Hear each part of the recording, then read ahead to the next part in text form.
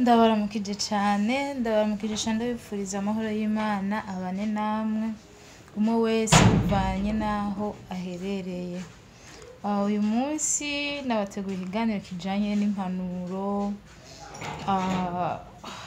ingaruka zo gusambana cyane ukiri muto, ingaruka zo gukora imibonano mpuzabitsina cyane ukiri mutoya.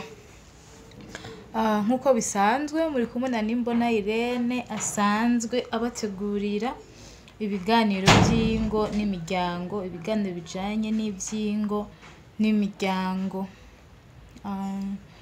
Hama nagamba saba utarakora subscribe, uwo ariko arumviza kino kiganiro atarakora subscribe ayikore, partage na share byose mubikore, muzoba mukoze cyane. Uyu munsi nagira tuganire gatoya ku ngaruka mbi zo gukora imibonano mpuzabitsina ukiri mutoya canke ku mwana w'umukobwa. Ku mwana w'umukobwa birazana ingaruka mbi cyane. Ushobora gukora imibonano mpuzabitsina utari babandi baja kwipave ngo bageye ngo kwidandaza, ugasanga wahuye n'abahungu benshi, wahuye n'imisore myinshi, ariko atari uko ushobora kuvuga ngo uridandaza. Ati bigenda gute? Ushobora kuba ukiri umwana w'imyaka 15, 16 niho usanga abana batangiye kuza barashuha ko umubiri wabo uba umaze kumera nk'ubahinduka ko bamaze kuja mu butinyanka. Sitaziye rero kaca abonana n'umuhungu wa mbere amuhenda akamukunda, bagakundana bagahendana. Yagira uko rero ugasanga ba muhungu bararyamanye, hahera amezi abiri akundana n'ubundi nawe bakaryamana. Abakobwa bafise ibibazo usanga bakundana n'abahungu barenga umwe canke babiri, abo bose ugasanga baryamanye, bose baryamanye. Rero muri ico gihe rero urasanga ugiye ukwiza imyaka 20 ningahe, nimba wowe utarubaka umaze kuryamana n'abahungu benshi, ukaba umaze kumenya nti uyu muntu afise kinini, urya zose dufate ukamenya ati kuko abahungu bagenda batandukanye, hari abafise nini, hari abafise ntoya, hari rero wamara kugira gute kuja kubaka ugwawe rero. Kandi nikinezereje naho uca usanga wa mukobwa yasambanye cyane, wa mukobwa yagendanye n'abahungu benshi, yageze kuvuga agira yubake, aca asaba Imana ati Mana ndagusavye umpereze umugabo akijijwe, umugabo atabigendeyemwo, umugabo nyene atabizi. Rero muri ico gihe rero Imana deja iramuguha ikaguhereza wa wundi atagize gute, atabikoze.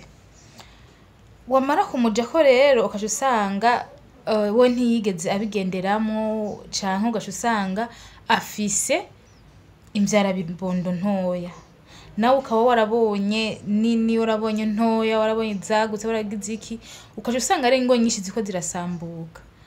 Ugaje usanga wa mugabo wagiye ko we ntazi no kubikora neza, ntazi, nawe ukaje utanga kwiyumvira ati mbega babandi twagendana, babandi hariho uwahora ankorera neza. Ukaje usanga rero gwa rugo ruko rurasambuka, uri kugenda guca inyuma umugabo wawe kandi bitari mu mategeko. Rero navuga nti abakobwa mugabanye, kuko banza wishiramo, kwanza wishire mu gishingo uri kurumviriza bino. Mbega maze kugendana n'abahungu bangahe? Maze gukora imibonano mpuzabitsina n'abahungu bangana gute? Kubindaya si kugenda hajya kunuze ku mapave ngo ugiye kwigurisha, oya, no gukundana n'abahungu ugasanga hageze kino gihe warakundanye n'abahungu barenga 20 te nabo bose mwararyamanye, urumva ko ubuzi byinshi. Uciye uhura n'umuhungu rero atazi ivyo byinshi, atazi nk'ivyo byinshi we waciyemo, uca usanga urugo rugize gute, ruriko rurasambuka. Hama twarigisha nije ibintu byo kunyonga ibiki. Rero n'abakobwa nabo nyene mwikebuke, mumenye myanyoni muyizi. ku buryo niwasanga basi umugabo wawe umugiye ko afise gato umenye position wofata kugira ngo bigende neza, kugira ngo agushikirize aho ushaka. Umukobwa cyane tumigishe ko ashobora kumenya cyangwa umudamu ashobora kumenya ico bita nyanyoni. Nyanyoni nkunda kuyigaruka ko cyane, nyaza nyonga niha. Umukobwa atazi ivyo bintu vraiment muri iyi monde ntaba ari heza. Byiza nuko ushobora kubimenya ukaryohereza umugabo wawe, ukaryohereza mukaryoha, kuko ico nico kintu gikuru mu rugo, nico kiba cyakujanye cyakuvanye muhiri wanyu.